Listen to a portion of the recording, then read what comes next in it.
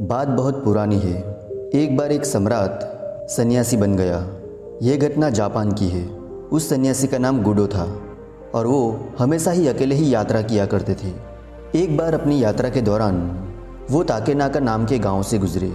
ये शाम का समय था और ज़ोरों से बारिश हो रही थी। गुडो पूरी तरह से भीग चुके थे और उनकी चप्पलें भी टूट गई थी।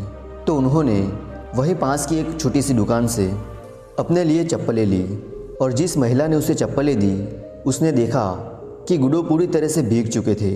उसने गुडो को आज रात अपने ही घर में ठहरने का निमंत्रण दिया। गुडो ने महिला की बात मान ली और उसे अपने घर में जगह देने के लिए धन्यवाद कहा। फिर अंधेरा होने के बाद वो सब बैठे हुए थे तो गुडो ने महसूस किया कि वो महिला और उनके बच्चे किसी कारणवश उदास है। फिर गुडो ने उदासी का कारण जानना चाहा तो महिला ने बताया कि उसका पति बहुत ही बड़ा शराबी और जुआरी है। जब वो जुए में जीतता है तो शराब पीता है और लोगों को गालियाँ देता है, और जब हारता है तो लोगों से पैसे उधार लेकर शराब पीता है, और जब उसे कहीं से पैसे नहीं मिलते तो वो मुझे और बच्चों को मारता है और मेरे दुकान के पैसे छीन ले जाता है।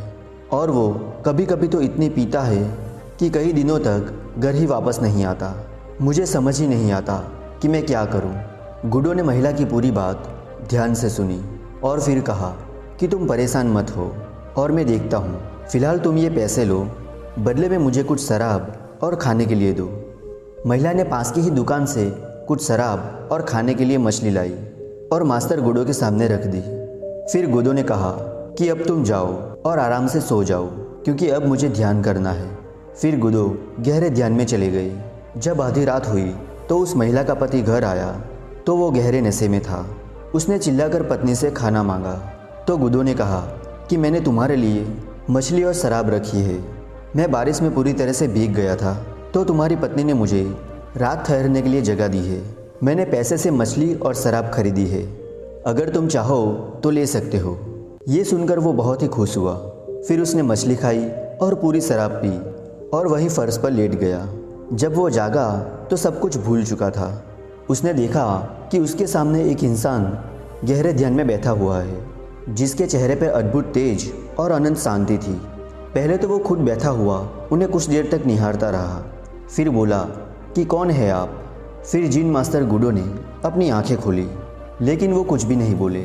उस आदमी ने फिर पूछा कि कौन है आप और किस लिए यहाँ पे आए हैं। फिर जिन मास्टर गुडो मुस्कुराए और बोले कि ये जीवन बहुत ही छोटा है और अगर तुम यही करते रहोगे तो समय नहीं बचेगा कुछ और करने के लिए, और तुम्हारा परिवार भी हमेशा तुमसे परेशान ही रहेगा।